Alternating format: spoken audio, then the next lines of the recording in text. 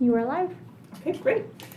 Calling the zoning administrator hearing to order of August 8th, 2024. It is 1:30 p.m. I'm Julia Krog, the zoning administrator and director. Clerk, do we have a determination of noticing? The legal notice has been determined on the matter. Thank you. So moving right into our one item on the agenda, case U 2024-0003, and staff planner Rob Fitzsimmons. Can we have your presentation? Certainly. The applicant proposes converting an existing defunct gas station into a dispensary with retail delivery and on-site consumption of cannabis and cannabis products on a parcel on the north side of US 101 in Leggett. 5.8 acres subject parcel also hosts a restaurant store called the Peg House, 3 dwellings, and additional accessory structures. Across the 101 from the subject parcel lies the Standish Hickey State Recreation Area. The application originally included a request for a reduction of the standard 600-foot setback between cannabis facilities and parks, but upon review, staff determined that it was not necessary to make the findings to approve such reduction, as the definition of park in the Mendocino Cannabis Cultivation Ordinance explicitly excludes state or federal designated parks and forest lands as recognized within the Mendocino County General Plan. The Standish Hickey State Recreation Area is identified as a state park in Chapter 3 of the General Plan. The project was referred to California Department of Parks and Recreation on July 10th, 2024. No comments have been received. In fact, the only comments received on this project at all, or to date, have solely concerned the structural remodel of the gas station, which will need to comply with the current building code and will require evaluation of the existing well and septic system. It should be noted that one of the findings required for approval of this permit is that adequate utilities will be provided, but environmental health raised no concern about approving the minor use permit. The applicant proposes 4 parking spaces for the dispensary, along with a smoking area for on-site consumption of cannabis and cannabis products at the northwest corner of the dispensary. And this is shown on attachments, not numbered, after the site plan. Next the next page. page. There we go. Thank you. At the northwest corner. The county code limits on-site consumption to outdoor areas with dispensaries, but doesn't provide further standards. That said, limiting such outdoor consumption is key to minimizing potential odor and noise impacts on adjacent uses and on people working, residing, and passing through the area. So staff recommends condition 9, capping the smoking area at 20 feet from the north and west of the rear of the building, and stipulating that the area must be clearly defined. And I should clarify, it is condition 9 in the resolution. I had mentioned it previously to the applicants as condition 10, so just wanted to make sure that was clear. County code includes specific standards regarding cannabis facility security measures and waste disposal. The applicant has not provided an operations plan demonstrating how they will maintain these standards, but staff recommends simply including these standards as conditions of approval, specifically conditions 7 and 8 in the proposed resolution. The applicant has provided a lighting plan showing the locations of the lights on the dispensary. That's that same image. But not when they will be active or other details. To minimize light impacts, staff recommends condition 10, limiting security lighting to motion-censored activation to the extent allowable under state law, and limiting all other lighting to the hours of 6 a.m. to 7 p.m. The applicant proposes one 32-foot wall sign and one 32-foot freestanding sign. The maximum combined signage for all uses on the parcel is 128 feet, and exact dimensions of existing signage has not been provided. Staff recommends condition 11, requiring the applicant submit a signage plan prior to installing the proposed signs, demonstrating the parcel's compliance with this limit. Finally, staff recommends finding the project categorically exempt from the California Environmental Quality Act and approving minor use permit U 2024-0003 in accordance with the findings and subject to the conditions of approval in the draft resolution. Thank you. So now is an opportunity to hear from the applicant or agent, and I would just ask that you state your name for the record. Will Livesey. I'm here with Marie Livesey. We will be the owners. I have a lighting plan that we're proposing here. If you guys want to take a peek at that, the lighting areas are kind of highlighted there, and I have the dimensions of those signs.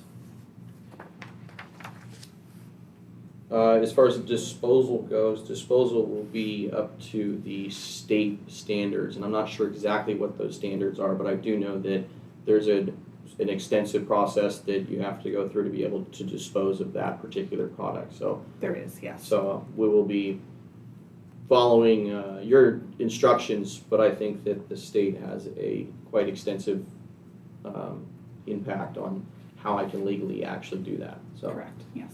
I know that across the street, the state park has a quiet time, and I think that's at 10 o'clock. The lighting for the smoking area, I asked to put up the same hours to keep on the same schedule as far as lighting goes, because that's when they're closing down. So that's kind of the standards that they've sort of set. So turning off, talking about condition 10, turning off by 10 p.m. rather than 7 p.m., is that the request? Yeah, and I'm not Okay. sure what the state standards are for lighting, so we'll have to comply with those as well.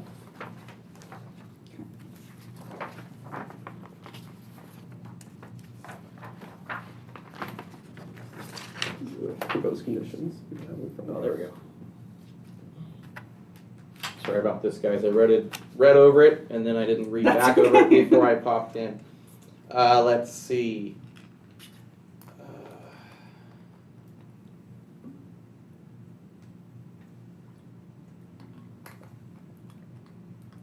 As well as the security measures. The security measures, the state has standards for those particular things as well.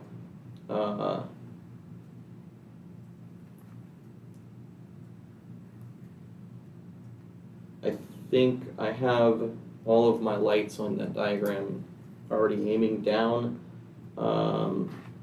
If I don't, then they will be shielded.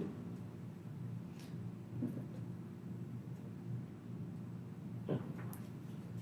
I think we might have hit everything. Okay, so thank you for your comments. So these two items that you're submitting, I'm going to actually have those be submitted to staff so they can Okay. conduct review for consistency with conditions of approval, Okay. which may happen after this hearing. Perfect. So, but now I'm going to go ahead and open up the public hearing and see if we have any members of the public who wish to speak. Oh, I'm sorry. I'm Marie Livesey. Yes. And I have one thing to add. Okay. If it's a possibility, rather than having the 20 feet on the outdoor area, if we could have the 30 feet for the smoking area, if that's a possibility.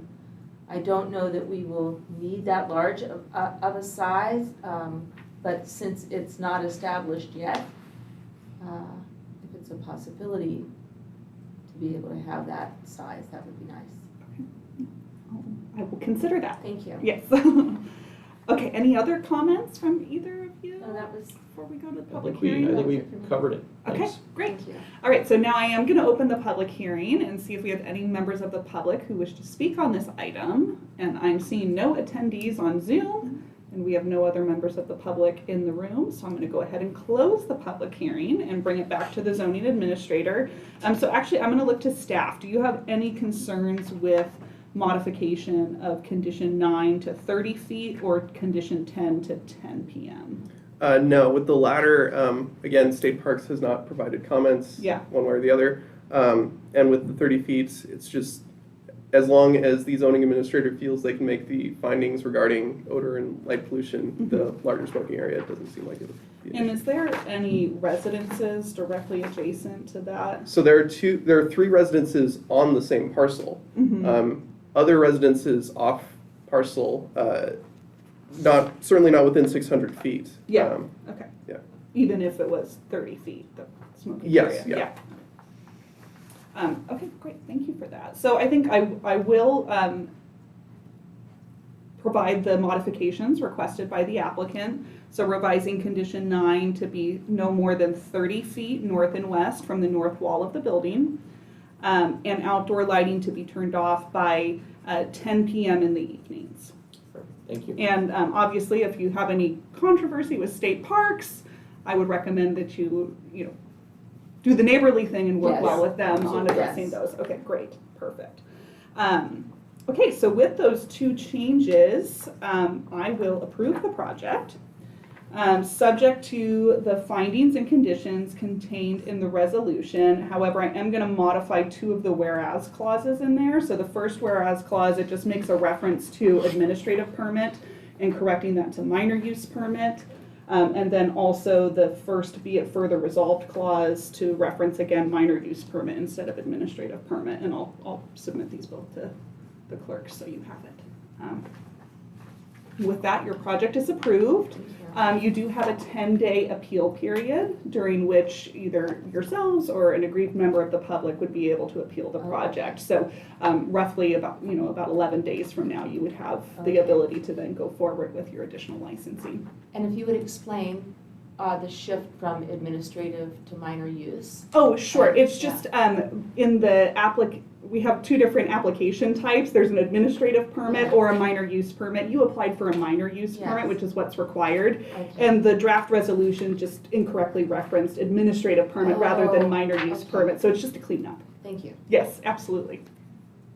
Okay, so with that, your project is approved. Going on to the next item on the agenda, are there any matters from staff? Nope. No matters from staff. Okay, and item 5, any matters from the public? No public on Zoom. And I'm assuming no further comments in the room here? Okay, then I'm going to go ahead and adjourn the meeting at 1:41 p.m. Thank you. All right. So here's one of the